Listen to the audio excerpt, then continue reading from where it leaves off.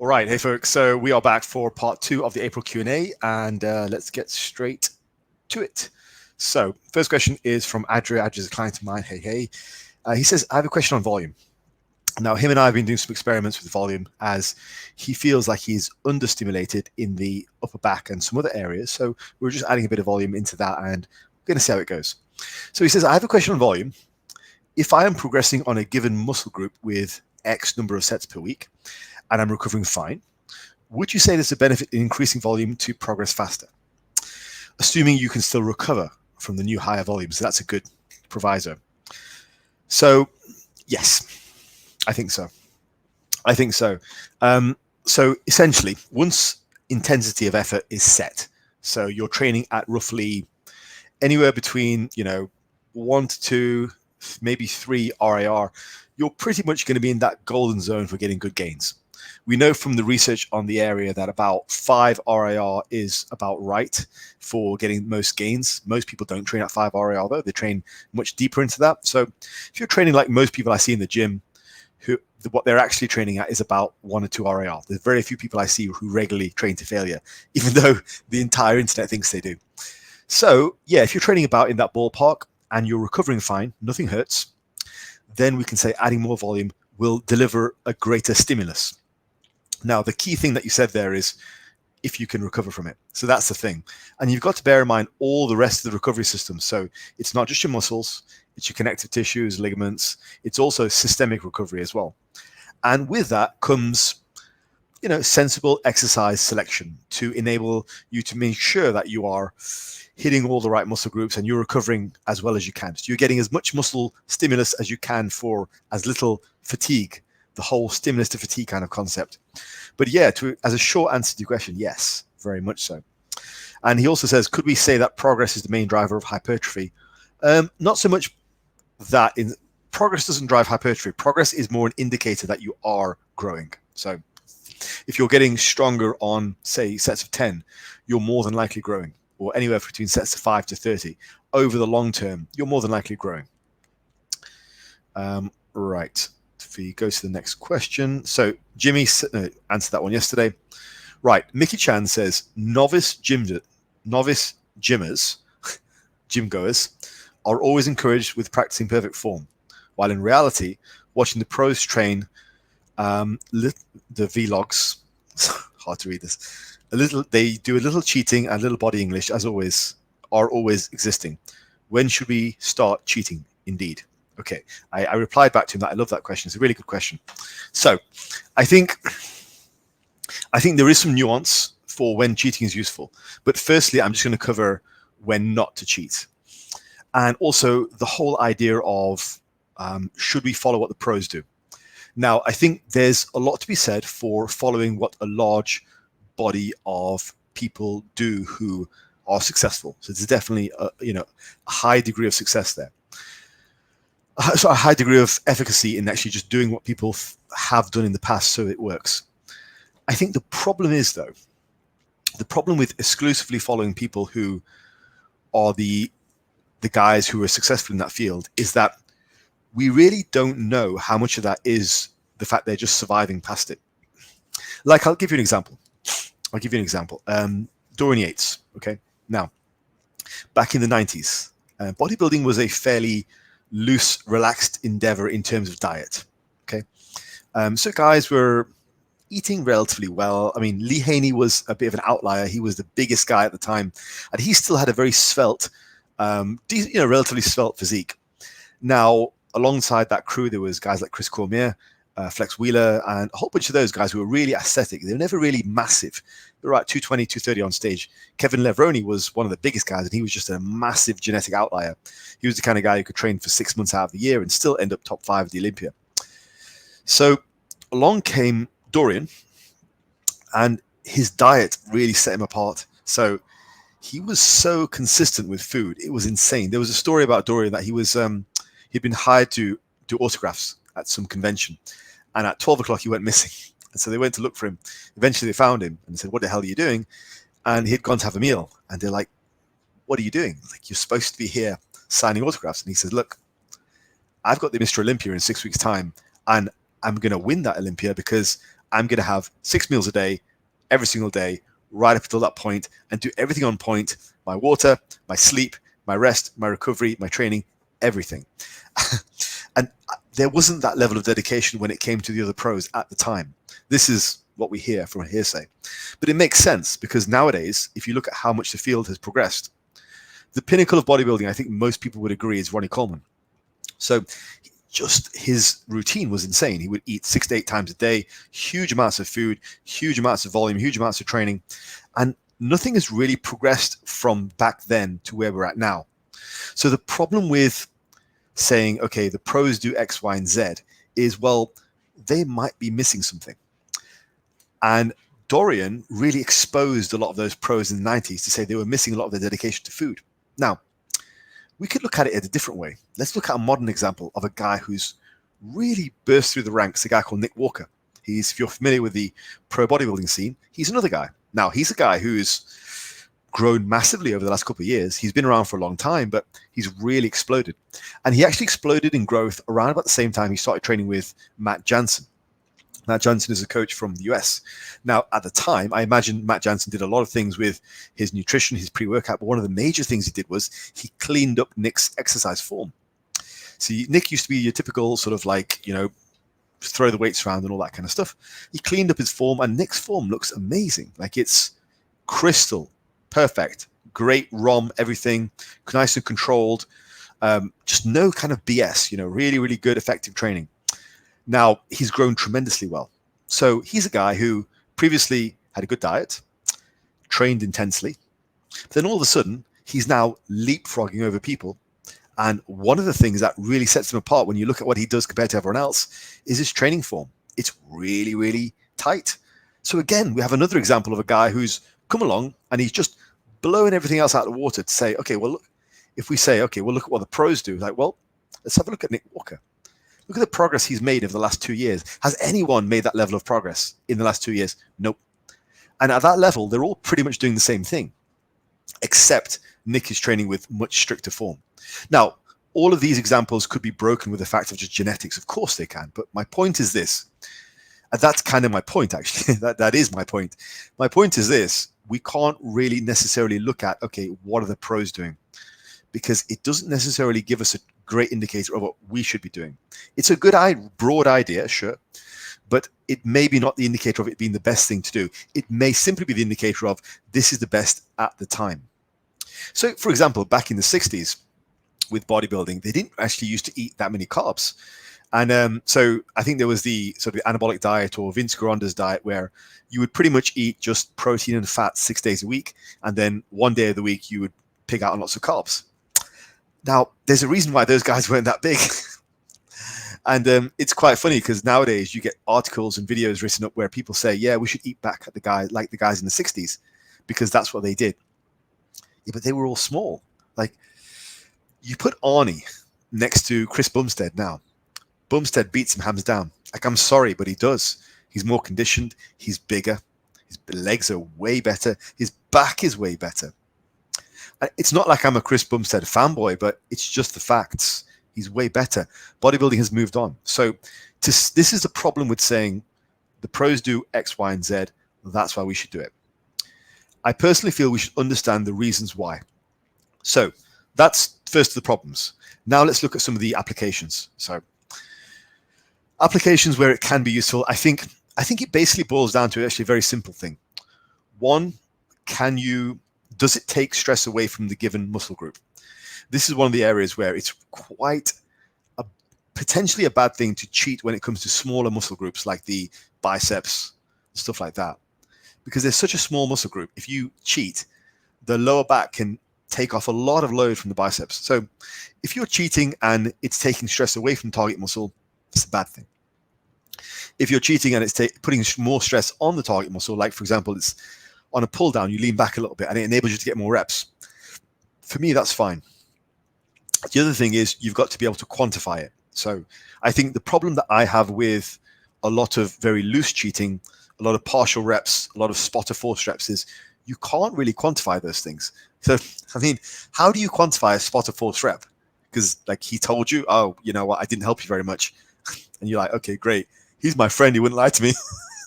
He's my friend. How do you quantify that? Whereas if you use a little bit of very consistent swing on a pull down every single rep, you know where you're at. And if that allows you to exhaust the back muscles more, then that's okay. Now, you can tell that this is a very nuanced area. So typically, I don't encourage people to do any cheat reps simply because the nuance is so particular that it's very easy to fall on the other side of things for very little benefit. So you've got to be very clear on what it's giving you, and you've got to understand that it comes at the risk of quite a large trade-off. I'll give you another analogy. It's kind of like peak week for bodybuilding protocols. So as you guys know, I also train competitive bodybuilders. I put people on stage. Now, the peak week, it's a very tricky thing to get right. Now, it's one of those things where if you play around with it, you could just blow a 16-week diet. So you've been prepping and dieting for 16, 20 weeks, and all of a sudden, at the final week, your coach does something really funky with the peak week because he's read it online, and you just look terrible. You blew it. So and for what reward you might get, it's very little actual reward. You might look a few percent better, but there's quite a large risk there. And it's the same with cheat reps. It might give you a benefit, but if it does, it comes at a risk. And also, at the end of it, it's still a very small potential benefit. So you have to weigh up, is it worthwhile? So if I'm doing them, for me, it's worthwhile. I put most of my training videos up on Instagram now. It's something I've started to do quite new. So please go ahead and follow me there. I try and put up all my training sessions, and I will do from now on, because it's quite easy just to do that. So you'll see that I don't cheat very much. I cheat with some side lateral movements, some pull downs. That's about it, though. Everything else is pretty strict. And those are the movements I feel I'm comfortable with doing that because it puts more stress on the target muscle. As I say, I think whatever you do, you've got to have a good reason for it. So let's move on. Hopefully that was a good answer. Okay, so Amanda P says, what should I do when I can't get more reps or even the same amount as the previous week or two on the dumbbell bench press? Amanda, I would look at how much volume you're doing. Okay, so here's my general rule of thumb. If you are not progressing, but you feel fresh, that means you probably need more of something, either more volume or you need to work harder, okay, with the volume you're doing. If you are stuck and you're consistently sore and aching, then you're doing too much. Back off. Voila. That's basically it. Now, this is all assuming you have the other factors in play, like you are eating enough to grow, which really helps. And you've followed my channel for a while, Amanda, so I'm imagining you're not a beginner. You've been at this for a while, and you are trying to get some gains. So assuming you are in a calorie surplus and you're actually lean bulking, and this is when that applies. If you're not doing that and you're relatively into the intermediate stage, that's the first thing to look at. Start to look at the differences. Start to look at the different phases of training. So cutting, bulking, and match your expectations for each of those phases. I think people should do cut and bulk cycles. In general, it's a faster way of doing things. Trying to be on a bulk for the majority of the year. So if you're on a bulk and you're having these problems, yeah, we've really got to sort that out because it's a waste of calories. So yeah, if you're feeling fresh as a daisy, ramp up the volume. And Amanda, most females do need more volume in my experience. I do train quite a lot of females, and some of the volume totals that I've had girls do, as long as time allows, can be pretty brutal. But that's what they need to grow, especially the girls who are more advanced, larger, quads, glutes, thighs, all that kind of stuff. So they tend to need quite a lot there. The really, really low volume trainers that I have are typically genetically quite gifted. I have one guy in the books right now called Ben. Ben is tremendously genetically gifted. He is thick. He doesn't need much volume to grow. In fact, the more volume he does, he really wrecks himself. He's ridiculously strong. I've seen him do lying tricep extensions with about 70 kilos. It's the weight of a small woman, but his joints are just thick. So he has such an ability to create force with one set or low amounts of sets. He doesn't need much. Whereas most women are in sort of the opposite situation where they just don't have the ability to generate much force, but they can do a lot of work. So there's pros and cons, and I think you have to adapt your training. So my point with that little side tangent was, don't be concerned if you have to ramp up volume to potentially unreasonable amounts, because you might have to. Okay, I will come back to these questions because they're more like lifestyle questions, and I like to end on those. Okay, Richard, one of the OGs of the channel, Richard Arias Quintero says, what are your recommendations for the dumbbell row for hypertrophy? One-arm dumbbell row. Okay, and also, how was your vacation? Vacation was very good, thank you. Very relaxing. Okay, recommendations for one-arm row. Firstly, I'm not a massive fan. I'm just, because I generally train with quite high volume, I'm not a huge fan of doing one-arm stuff. So if I was doing dumbbell rows, I would probably do them chest supported, and do them both arms at a time. I quite like, if you have an incline bench and you lean your chest against the head of the bench, you can row like that. That's quite a good way to do things. If you have any kind of seal row setup, you can dumbbell row there. That's my preferred way of doing things. I would rather do things two arms at a time, bilaterally. Now, if I was to do them one arm at a time, and I have done in the past, I would definitely wear straps, because I think dumbbell rows is one of the exercises where you can train quite heavy. I'm a bigger fan of taking your dumbbell rows quite strict. I think a lot of people, or some people in the space, don't like strict rows. I'm a bigger fan of having dumbbell strict rows, and mostly strict on every exercise, than I am of heaving heavy weight. I don't think dumbbell rows have any sort of special Hall of Fame place that they deserve. Lots of cheating. So I'm much more along the lines of fairly strict rows. So that's that. Also, in terms of repetitions, I keep them probably in the 10 to 20 range. I think with a dumbbell row, you can go too heavy, and you can miss the mind-muscle connection, really miss the feel on the lats, because you should be driving into your belt area and really feeling the back work. You also want to try and pull back your shoulder blades and then let them stretch at the bottom, so you get a full stretch and a full contraction. And I think if you go too low on the reps, it's hard to do that. You can't really get a proper contraction. So yeah, moderate reps, fairly strict, really try and connect your brain with your back and do them strict. That's my general goals. But I would also say, if you can do them two arms at a time, it's probably more time efficient, simply because you're trying to get through as much volume as you can. Okay. Right. Let's have a look here. Ahmed Arabi says, hi Faz, I saw a couple of days opposite up. Okay, I'm just going to, I don't think English is his first language, so I'm just going to translate a little bit. He's talking about the upright row, and he says, does the grip width make a difference? If I only do the upright row as a shoulder exercise, will this be sufficient, or do I have to supplement with side lateral and rear delt flies? The reason that I'm asking is I find it difficult to progress with the side lateral. Okay, cool. Okay, I understand where you're coming from. So what he's asking is, firstly, form on the upright row. Firstly, yes, you have to play around with the form. Now, he may be referring to a video that I had on my Instagram in which I have quite a wide grip. I do like a wide grip on the upright row, because to me, a wide grip means my elbows are out here, which is a little bit more like a side lateral. That's basically why. So I do like a wider grip. It feels easier on my elbows. You will need to play around with it though. The elbow joint is something which it's quite individual as to where it connects and to where it sort of feels good. So you might need to play around with it. All I will say though is, if a grip doesn't feel good, change it and try and find one that does. Don't persist with something that feels not quite right, because as you load up more and more weight, it will just become more and more damaging. So definitely don't do that.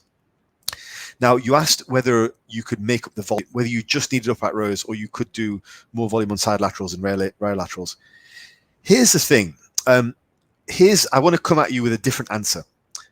I want you not to be so concerned with progressing week to week on lateral raises and upright rows. You're never going to get that strong on lateral raises and upright rows. Like, I've been training for 22 years. The most I've ever used on lateral raises has been the 20 kilo dumbbells. And that wasn't exactly very strict reps, and that was at my biggest. So it's not much. And right now I use about 12s. So you're never really going to get that strong. So I think forget about the idea you have to progress every week. You don't. Maybe you have to progress every month, every 6 weeks, every block of training. You certainly don't have to progress every week.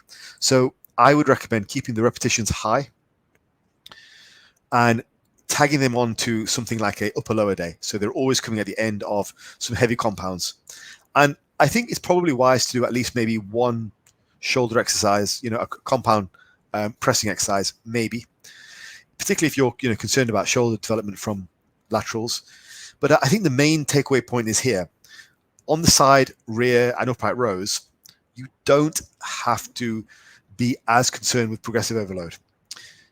I mean, you're still going to see improvement, but it might be so minuscule that it might not be extra weight on the bar every week or even every month. It might be extra weight on the bar every 6 weeks or every 8 weeks. And in that time, you're just maybe getting more reps, or you're making the reps feel better. So reevaluate your progression model when it comes to smaller exercises relative to bigger exercises. Bigger exercises, you should still be able to progress every week fairly reliably, either repetitions or weight. Smaller exercises, really pull back on the progression. Just because you're lifting 12 kilo dumbbells one week doesn't mean it has to be 14 next and 16 the next. Okay, pull back. Aim for much, much slower progress on the laterals and the upright rows, and aim for high reps as well. 10 to 20 should be a good rep range. 20 to 30 is a good rep range. Try supersets where you're supersetting laterals with upright rows. Count that as well. So apart from actual overhead presses, there's no exercise for the shoulders which you're going to progress on fairly linearly for the rest of your life. So slow that down. Get most of your progress from the compounds. Okay.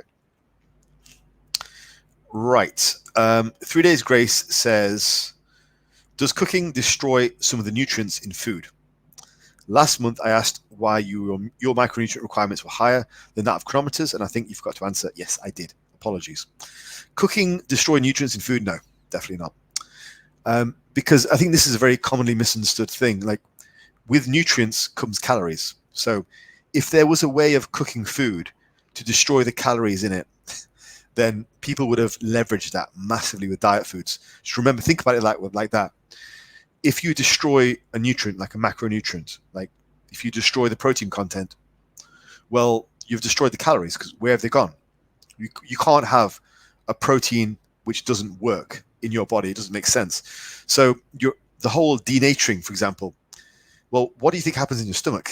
Your stomach acid will denature the protein to get it digested. So it's really nothing to worry about. You're never going to do that. It's weird because people will say things like digestibility of food, and so they'll say, if you gain weight, if you're getting fat, it's because you're not digesting your food properly. Like, how does that work out? I mean, let's say I have a 500 calorie meal, and this internet guru says, oh, you're overweight because you've not digested the food properly. It's like, well, if I've not digested it, then I've not got the nutrients, I've not got the calories, then it doesn't make any sense. So if you start to think about things in the form of nutrients and calories, you start to really see through a lot of BS that these people put through online. So no, there's no real way of doing that. I think the only thing that I've heard is starches, particularly potatoes and rice. If you cook them and then freeze them and warm them up again, apparently they're more starchy, which supposedly reduces the caloric content. I've not tested it to see if it's true. All of my starches are usually frozen and then reheated. So who knows? I'd probably get the benefit if there is one. Okay, so we'll end on one of the more personal questions. So, let's answer that one. Sorry. Okay. Jason says, in terms of life, do you think men and boys are becoming less masculine nowadays? No, I don't. Sorry. I don't at all. And this is coming from a guy who's 40. And I grew up in the 90s, mostly, teenage years in the 90s, many years ago. For some of you guys before you were born. No, I don't. When I was a lad, the older generation was saying the same thing about us. And now we're 40 and we're saying the same thing about them. It's BS. It's self-serving bullshit.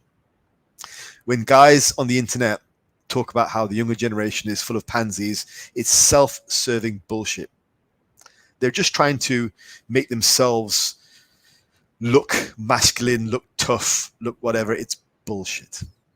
Absolute bullshit. I don't buy that for 1 second. It's self-aggrandizing BS by con men online. I'm just going to pour a tea while I'm talking. How English is that? Tea break in the middle of a video. So it's self-aggrandizing BS. I think a lot of these guys, they genuinely believe it. I think they do believe what they're seeing. They think, yeah, the younger generation is X, Y, and Z. I think they believe it in their heads.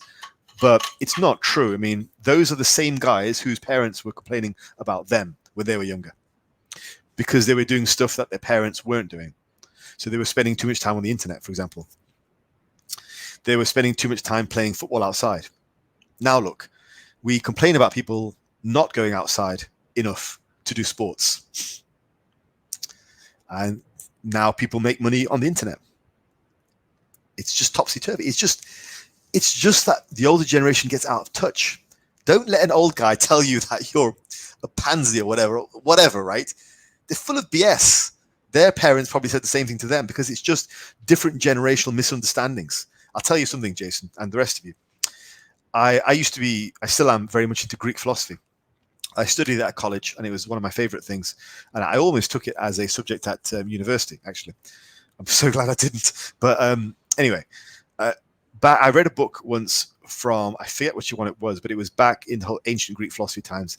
And there was a guy there who was talking about how each generation thinks its successive generation is getting worse and worse. That was 2,000 years ago. That was 2,000 years ago. It was still happening. So for people to say that now, they are massively out of touch. They're just out of touch. They're just massively out of touch. And so, no, I don't agree with that. I think, if anything, it's probably, from what I've seen, you could argue it's the reverse. Because who gets outraged, who gets upset, who gets taken in by hoaxes online? It's old Karen, who's 60-year-old, who's sharing a post about internet security every 5 minutes. You know, everyone has one of those friends on Facebook. Every 5 minutes, every day, they share a post about, oh, don't get caught up with the scam. It's like, for God's sake, Karen, we all know about the scams on the internet. Just chill. Or somebody getting massively outraged with some BS online. Somebody being taken in by these memes which are designed to just get people angry. It's always the older people. It's always the older people. So, no, I don't think. I think it's a cop out. So, yeah, I don't. And I don't know why the older generation does that. It's so unfair, you know. Like my channel, it's all about helping people. And again, like I did a series of videos recently on RAR, reps in reserve, because yes, I do promote hard work, but I'm trying to educate you guys on how to work hard. So what purpose would it solve if I just sat here screaming at you going, all you 20-year-olds, you don't work hard enough. People, we worked harder back in my day. Why don't I actually sit here and educate you about how to work hard? In the same way, I don't agree with these con men, and they are con men online, who try and say, yeah, the younger generation is just weak and pansies, blah, blah, blah. And I've got a couple in mind who are fitness guys who are always talking about masculinity, always pandering to this crowd of people who all want to talk about how they're really masculine and stuff, trying to give life advice when they should be giving training advice. And they're just drugged up, juiced up losers anyway. So no, I don't agree with that. I think, and I also think you should stay strong and not believe it as well, because don't let anybody put you down. Live your life the way you want to live it, and be the man you want to be. Don't believe anyone when they tell you, look, you know, men are weak, the boys are weak these days. They're probably trying to sell you into their agenda. I don't buy it. One of the reasons that I'm not a massive fan of giving life advice on my channel is I used to be a school teacher, right? One of the first things that we learned as a school teacher is not to let your individual bias affect your children, because you are an authority figure in their life. You have a sense of responsibility to not influence their political, religious, sociological, ideological views. You're there to facilitate their learning and their growing.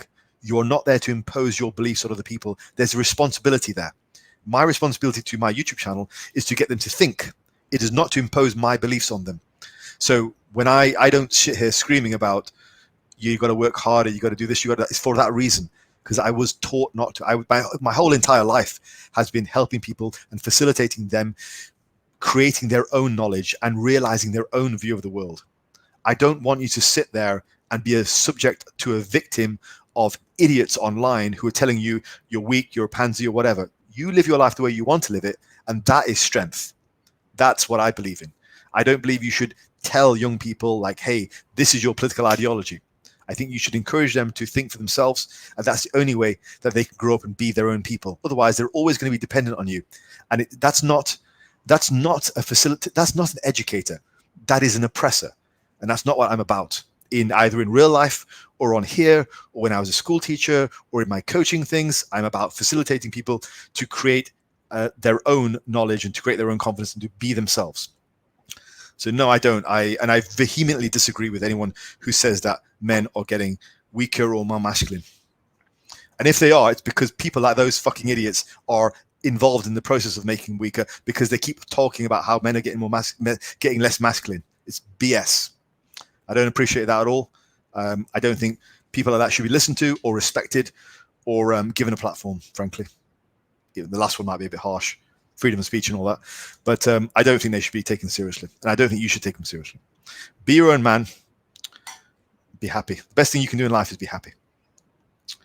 Trust me. Right, folks, I'll call it there. All the best.